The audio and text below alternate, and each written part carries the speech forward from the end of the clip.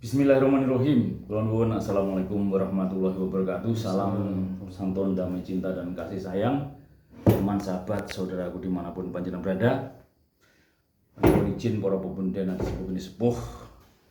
Hari ini hari Selasa, tanggal berapa? 11 ya. Tanggal 11 2024 saya kedatangan tamu yang sangat istimewa. Namun namanya masih belum mau disebutkan, masih disimpan. Terus hari ini kita bahas apa ini? Bahas hidup ceria, kan? Hidup ceria. Lah terus hidup ceria itu maksudnya gimana? Kalau kita berpikir hidup ceria, berarti ada hidup yang ruwet ya. Maksudnya supaya hidup yang selama ini kita anggap ruwet menjadi hidup yang ceria, semangat, optimis. Itu bagaimana kan ininya cara? Kan nggak mungkin nggak ada masalah kan hidup itu. Ya, jadi bahasanya begini, setiap manusia itu punya masalah. Jadi masalah itu seperti nyabut rumput di depan rumah. Dicabut satu, tumbuh lain. Dicabut satu, tumbuh yang lain. Dicabut satu, tumbuh yang lain. Lalu kenapa kita ada masalah gitu? Kenapa kita ada masalah? Ayo. Kenapa kok kita dikasih masalah atau ada masalah? Karena sama Gusti Allah dikasih pikiran,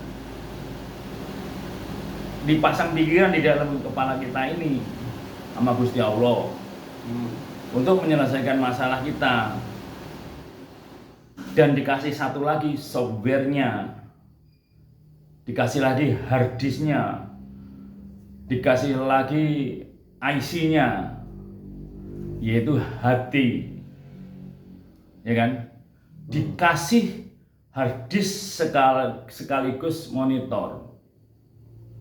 Pikiran itu monitor, hati itu harddisk. Lalu dikasih program sama Allah, suruh memakai menjalankan kehidupan ini. Kalau Gusti Allah nggak masang pikiran di kepala kita sama IC-nya di hati kita, orang gila itu bedanya apa dengan kita? Dia punya naluri, tapi dia pikirannya yang dikosongkan, yang tidak bisa membedakan mana yang benar mana yang salah. Lalu awalnya gimana supaya kita ini tidak masalah kan gitu? Your mindset is pray. Pola pikir adalah doa. Pola pikir adalah doa. Semua seluruhnya dipasangin semua. Yang lain Pentium 4, pasang Pentium 4. Udah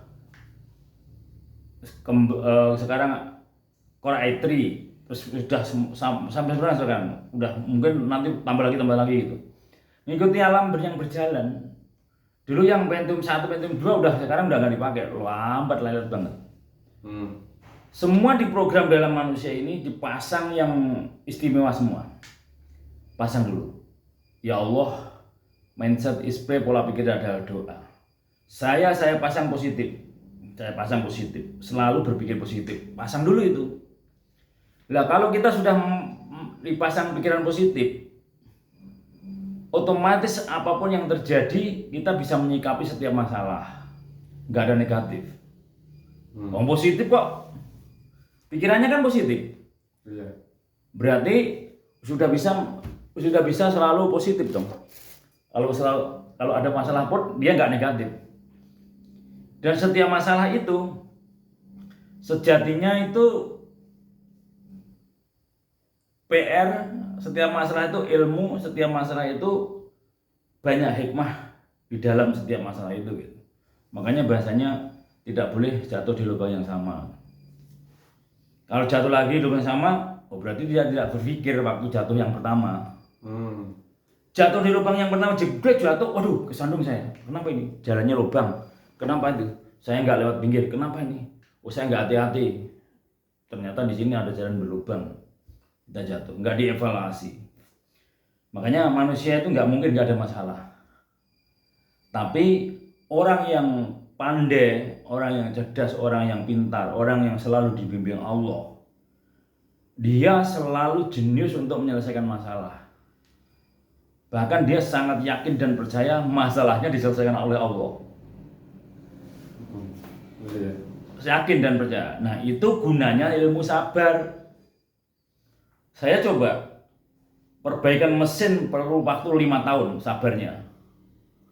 Sempurnanya. Sedikit, 5 tahun baru proses perbaikan mesin.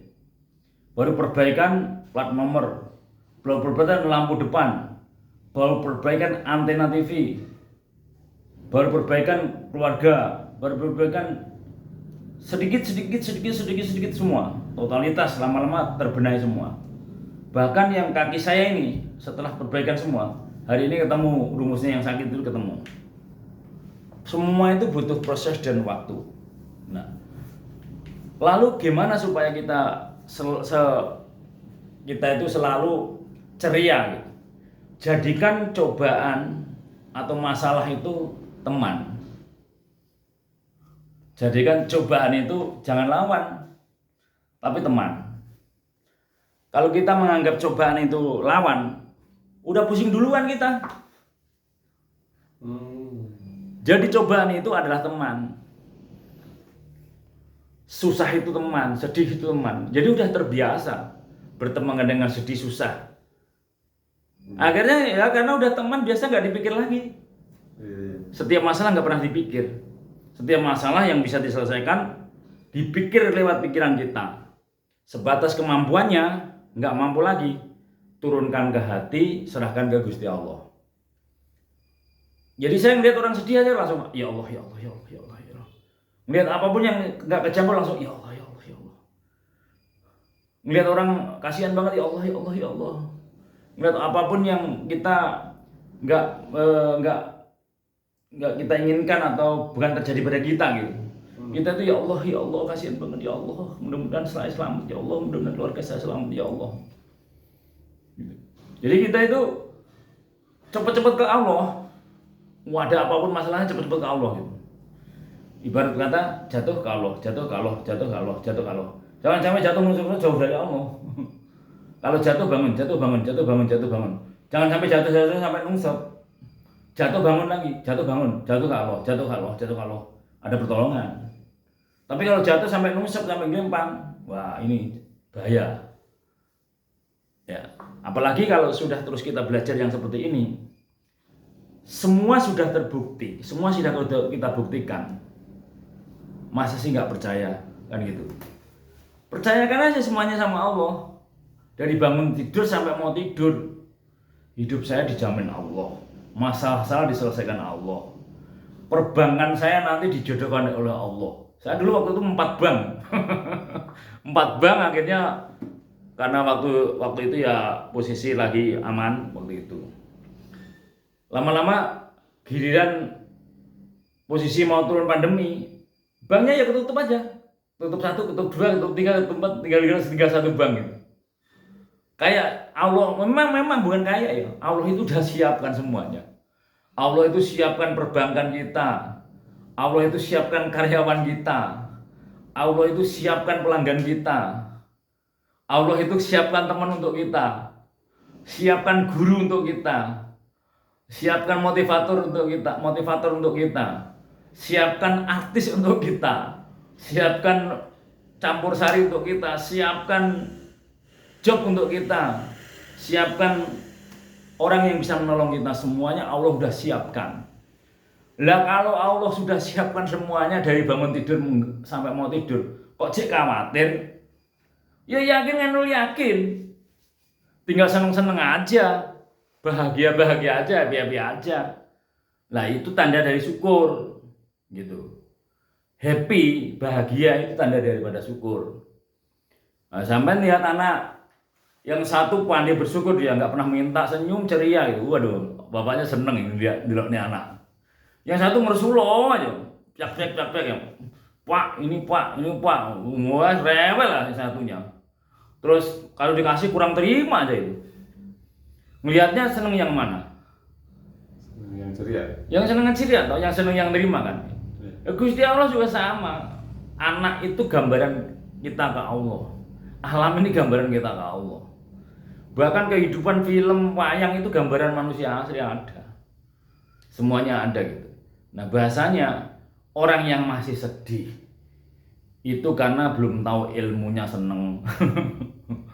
Kita kalah dengan anak TK. Kalau mau sedih itu harus belajar dari TK lagi. Jadi kalau kita sedih itu harus kembali belajar ke TK lagi. Ya, kok bisa? Kok bisa gitu?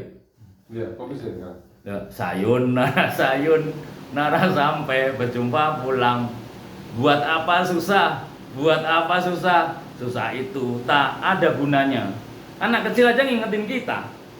Buat apa susah? Buat apa susah? Susah itu tak ada gunanya. Itu anak kecil. Itu karena kita nggak memahami kata-kata itu. Dia itu masih bersih, masih suci. Semua yang di alam ini sudah ngajarin kita. Kita ini karena nggak peka, nggak mau belajar mendalam. Obat sakit hati ada 5. Tombo ati iku 5 sawenane. Maca Al-Qur'an angen-angen lafaz maknane. Jangan hanya dibaca tok, ora nyentel. Baca lafaz mananya, diamati, diresapi, direnungi, dirasakan. Windah baca Al-Qur'an. Wadem gitu. Kalau langsung baca-baca nggak pernah dimasukin, hanya di bibir aja, nggak ada nyantol di pikiran, nggak ada di hati, nggak ada rasanya. Sama aja waktu kita main bola sama istri, nggak dirasakan, lewat-lewat aja, sama aja nggak ada rasanya, nggak dinikmati. Semua itu semua satu persatu dinikmati, disyukuri. Terus yang kedua, sholat malam lakukanlah. Sholat malam, sholat aja nggak dirasakan waktu sholat. Waktu wudhunya nggak dirasakan, waktu sembahyangnya nggak dirasakan di hati, di pikiran. Ya selesai, dirasakan hening, enak, adem, dunia nggak ada, adanya kita sama Allah. Fala bidzikri tatma'innul qulub, dengan hati, dengan zikir hati akan jadi tenang. Buktikan kata-kata itu. Dengan zikir hati akan jadi tenang. Bisa udah zikir kok belum tenang. Lu zikirnya nggak sampai hati. Yang dikatakan fala bidzikrillahi tatma'innul qulub, itu siapa berzikir hati akan jadi tenang. Itu zikirnya sampai ke dalam hati. Ya Allah, ya Allah, ya Allah, di pikiran, di hati, di lisan sama, sampai ke tulang sumsum merasakan ya Allah, ya Allah. Nanti kalau cuman ya Allah, ya Allah, ya Allah, orang lagi ada masalahnya, ya Allah, tapi karena dia sekaligus spontan, nggak dirasakan Allahnya. Apalagi rata-rata orang kalau ada masalah baru ingat Allah. Nah justru ingat Allah itu jangan pas ada masalah. Pas nggak ada masalah itu suwon ya Allah, ya Allah, indah ya Allah, hidup ini seperti surgamu ya Allah. Nah terus yang ketiga, wong soleh kumpulono, dekat dengan orang-orang soleh, orang-orang baik, hati adem.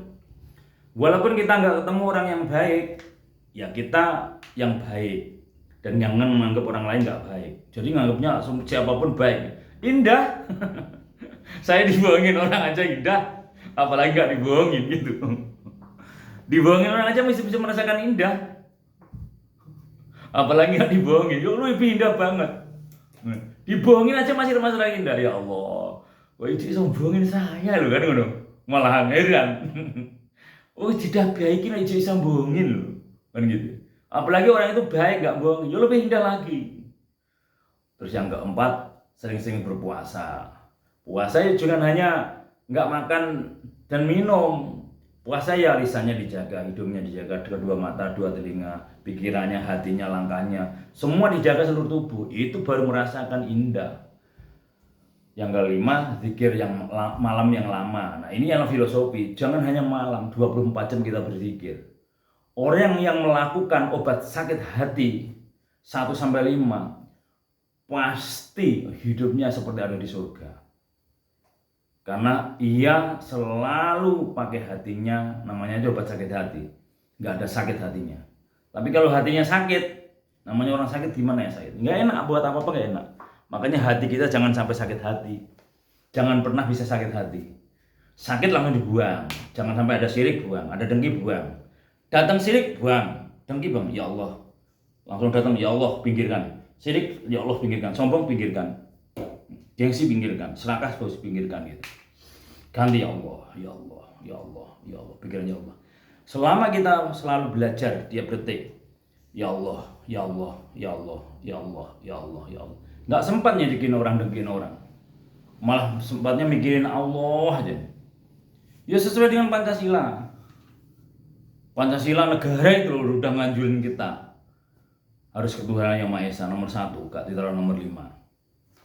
Ditaruh nomor 1 di sini Tuhan, di hati Tuhan. 1, ketuhanan yang Maha Esa.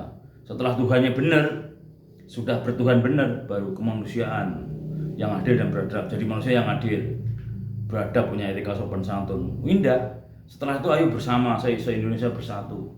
Setelah itu kalau ada apa-apa musyawarah untuk mufakat. Setelah itu nomor 5 pasti keadilan sosial bagi seluruh rakyat Indonesia.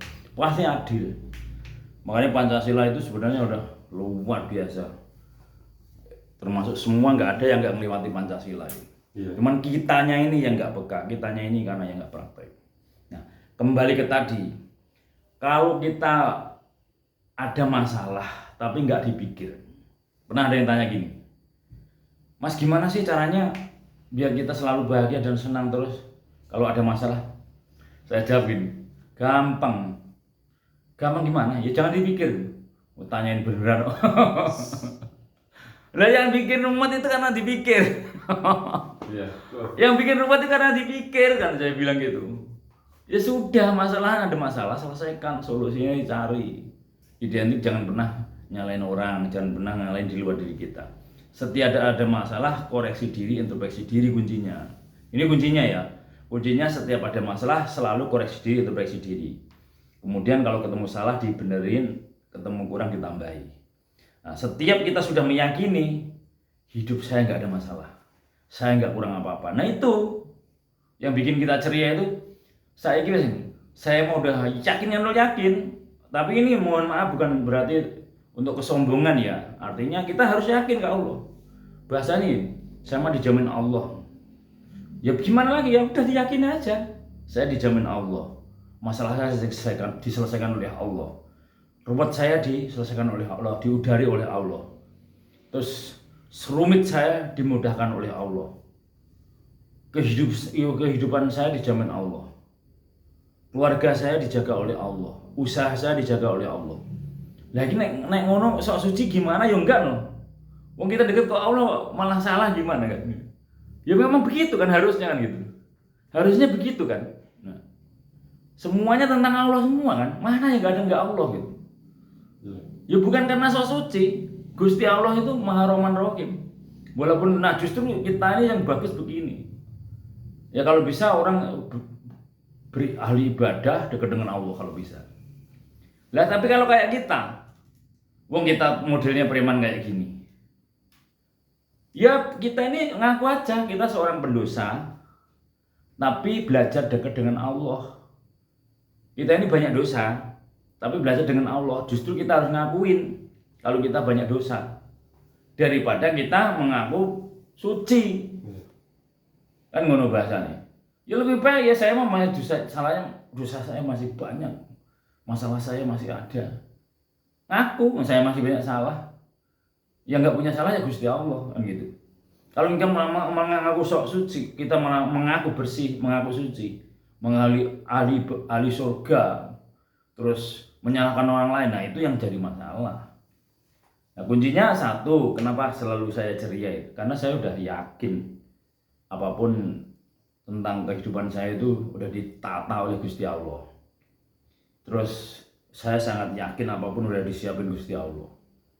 Terus karena sudah dibikin enak sama Allah, lah masa masih sedih? Kok ya nggak ngargai sama yang bikin enak? Kita ini harus banyak koreksi diri, introspeksi diri. Ya Allah, terima kasih. Kok ya ndilalah engkau sudah siapkan aku dulu di PT Setarwin. Akhirnya bisa bordil, akhirnya saya punya usaha bordil. ya Allah udah Engkau siapkan saya tuh sekolah, terus dari kecil sekolah aja mencari ilmu aja. Alhamdulillah ternyata endingnya juga bisa jadi narasumber walaupun masih belajar, walaupun kelasnya masih kelas belajar, tapi alhamdulillah itu sebagai cita-cita saya itu ingin menyampaikan sebuah ilmu atau sebuah sesuatu yang saya dapatkan dan ini bisa manfaat untuk orang lain, dan belum tentu saya benar, tapi saya berusaha menyampaikan apa yang saya dapati. Karena tugas kita kepada sesama manusia itu menyampaikan yang merubah dirinya dan Gusti Allah. Kan gitu bahasanya. Nah, setelah semua bisa menyikapi setiap masalah, ya apapun disikapi dengan senyum dan ketawa. Disalahin orang ya. Disalahin orang itu masih bisa ketawa, masih bisa senyum gitu. Iya. Loh, sampai ada yang ngecek saya itu, dia apain aja, dia minta maaf ke rumah saya. Ilmu sampean apa? Saya ilmunya ya ilmu begini, ilmu sabar, ilmu selamat. Dia apain aja tetap senyum, tetap baik. Akhirnya sama minta maaf, pengen tahu rahasianya. Sampai ke rumah saya waktu itu orang Curug. Jadi indah. Jadi hidup itu sebenarnya jangan terlalu ngurusin urusan orang lain. Yang dipikirin banyak sih Kang Mas. Artinya gini, kalau hidup mau ceria itu yang diurusin juga banyak banget. Bukan nggak ngapa-ngapain, enggak. Menata pikirannya selalu positif, menata hatinya jangan ada sirik dan kita kabur dan sombong, menata diri, manajemen dirinya supaya bener dan bener, keluarganya supaya bener dan bener, usahanya supaya bener dan bener gitu. Kalau dirinya sudah benar dan benar, keluarganya sudah benar dan benar, usahanya sudah benar dan benar, komunikasi dengan orang lain sudah benar-benar lah, kan udah indah gitu. Banyak yang dikerjakan. Intinya selalu bisa menyikapi setiap masalah. Sebenarnya masalah ya wayang sak kotak, ya ada butuhnya, ada cakilnya, ada semuanya, ada semua. Cuman jangan sampai masalah itu keluar dari rumah kita. Setiap ada masalah yang tahu kita dan keluarga kita aja gitu. Dengan orang yang terdekat. Jadi tahunya orang itu senyum, ketawa, nggak punya duit aja ketawa dia, apalagi punya duit.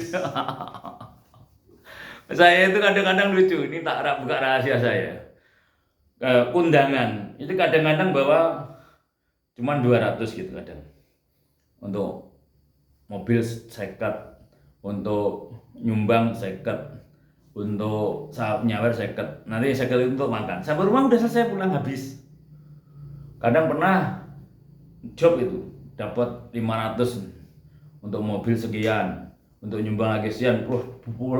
Dia pulang ngejob itu nyumbang ke sana sekian, dan untuk ninggalin sekian. Sampai rumahnya tinggal 50.000. Pernah. Kadang nggak apa-apa pernah. Istri nggak akan komplain karena udah tahu hubungan kita banyak, komunikasi kita banyak. Ya saya bersyukur punya istri saya itu, nggak pernah nanyain masalah keuangan. Bahasanya istri saya itu kalau nggak dikasih duit, kalau udah kosong baru ngomong dia, Mas untuk belanja. Kalau nggak ditanya, kalau itu tandanya udah nggak ada. Nah sebelum itu ya saya kasih kalau ada, kalau selalu ada. Untuk sekolah udah segini ya udah, ntar juga ada gitu. Jadi bersyukur. Nah karena kita kepada ibu kita juga begitu, dianugerahi istri yang begitu seperti kita. Hukum karma baik. Sebenarnya karma baik itu. Karma baik itu akan terjadi. Ya bahasanya itu tadi. Terus kita juga harus berilmu. Senyum adalah ibadah. Kalau buat senyum kan urat-urat kan kendor kan. Urat-urat kendor. 10 urat kita kendor. Indah toh. Tapi kalau buat cemberut 10 tegang urat kita 100 tegang, ya lebih enak yang kendor buat senyum. Kebahagiaan seseorang di ujung seolah senyum. Tapi semua bisa ceria itu karena masalahnya kita, endingnya kita insya Allah mudah-mudahan bisa menguasai ilmu hati. Bisa semua karena dari hati. Senyum juga kalau nggak muncul dari hati rasanya nggak enak. Jadi wajah itu pancaran hati. Wajah adalah pancaran hati. Jadi kalau orang itu masalah, berat di wajahnya itu gelap, berarti hatinya masalah, pikirannya masalah. Makanya ada kata-kata lagi lagu gala-gala itu kan. Ku ingat gayamu ketika bercanda, tawa lepas, renyah ceria. Dia tawanya lepas dia, renyah ceria. Udah tawanya lepas, nggak ada masalah, renyah komunikasinya terus ceria. Nah itu kan indah banget itu. Orang yang benar-benar klimak itu. Nggak ada masalah dalam hidup, lost down, nggak ada beban. Nah, jangan ada beban hidup itu. Jadi hidup di dunia itu memang kita ini orang yang diciptakan oleh Gusti Allah, orang masalah. Kalau kita nggak masalah ada di surga kita.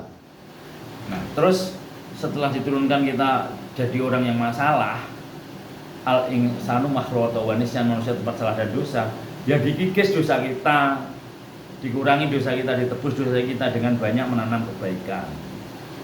Siapa menanam bakal memetik, siapa menabur bakal menuai, siapa takut ketakutan dia, siapa mengejar kehilangan, siapa pasrah akan mendapatkan.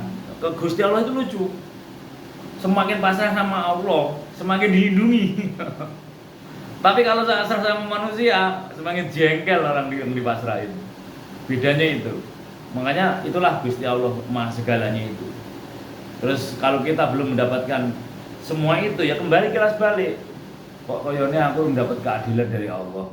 Nah, orang yang ngomong begitu ya. Terus bilang gini, aku ini udah adil belum sih sama sesama manusia? Lah kalau aku belum adil sesama manusia, terutama dari ibu saya, anak istri saya, dan yang terdekat, ya wajar kalau saya belum mendapatkan keadilan. Semuanya itu kilas balik, introspeksi diri. Nanti ketemu, saya kok belum mendapatkan kemuliaan dari Allah. Nah, ya saya belum memuliakan hambanya Allah. Pilih dapat kemuliaan dari Allah. Rumusnya kalau ingin dapat kemuliaan dari Allah harus memuliakan hambanya Allah. Ingin sukses menyukseskan hambanya Allah. Ingin maju majukan hambanya Allah. Ingin dapat duit banyak, banyakin duit hambanya Allah. Sedekah yang rajin. Ingin mendapat keadilan, adillah sama hambanya Allah, terutama dari ibu dulu. Nah kalau semua udah jelas balik, baru kita benar. Oh iya, semua itu yang salah saya. Iya, karena kehidupan ini hasil dari olah pikir sama olah hati kita. Kalau raga itu manusia sama luarnya, tapi yang beda kan dalemannya, cara mengolah pikiran dan mengolah hatinya. Kan bahasanya seperti itu. Ini Hakim itu sering bilang, kalau teko isinya teh dituang juga teh, kalau isinya susu dituang juga susu, isinya kopi dituang juga kopi. Nah kita ini isinya apa di dalam diri kita ini? Isi kita sih jangan sampai isi dalam isi kita itu comberan, jangan. Kalau bisa di dalam diri kita tuh semuanya penuh susu. Jadi setiap dituang itu susu dimanapun indah. Makanya berpikir positif, pikiran kita nggak salah. Penglihatan kita jangan banyak terlalu maksiat. Ya siapapun ada, nggak bakalan kita suci karena manusia biasa. Kalau udah tua, udah kaya raya, meninggalkan keduniaan. Contohnya raja itu, kaya raya, harta bendanya semua dikasihkan anak-anaknya, dia mandito, itu baru. Dia menyendiri hidup hanya untuk Allah. Nah, itu udah kaya semua ditinggalkan, namanya zuhud.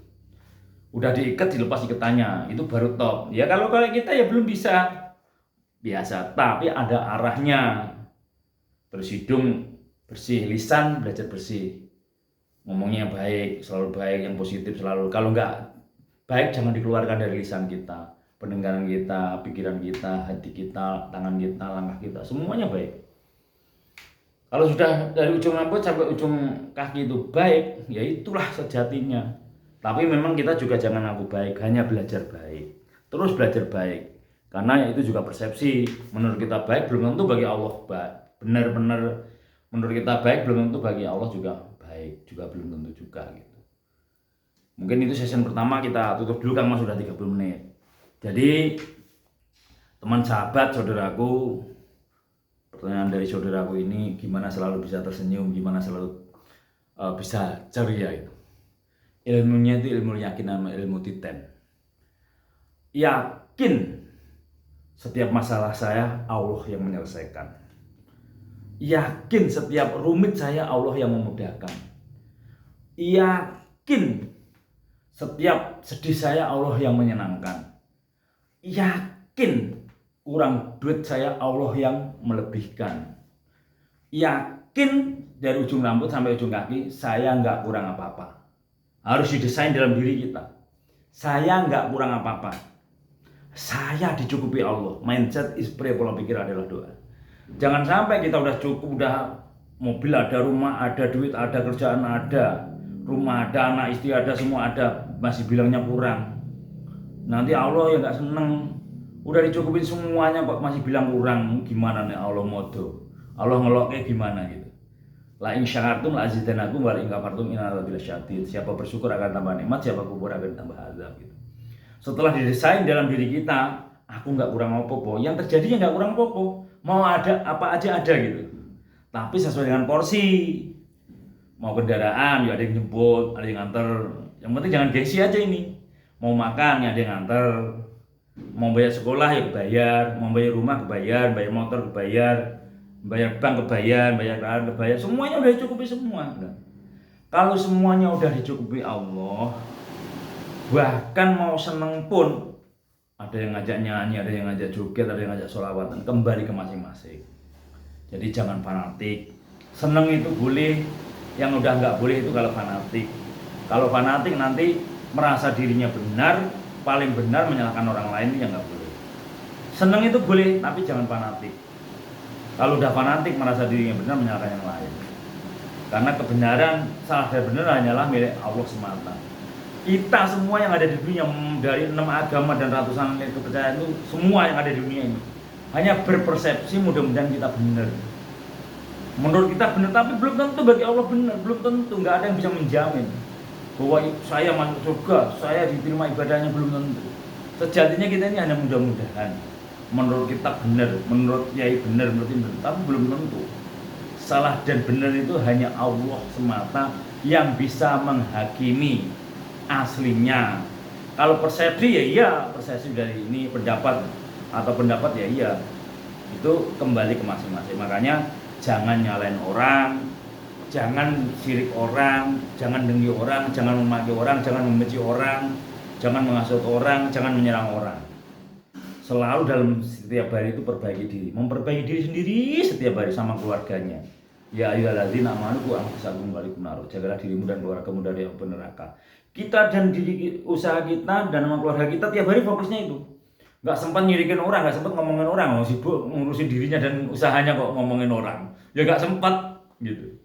Jadi mau ini mau itu urusan kembali masing-masing. Kecuali orang itu minta tolong baru kita nolong, atau orang perlu tolongan baru kita tolong. Tapi untuk yang dengki, yang sirik, yang usil urusan nggak sempet jelekin orang lah, bahasanya seperti itu. Nah, itu.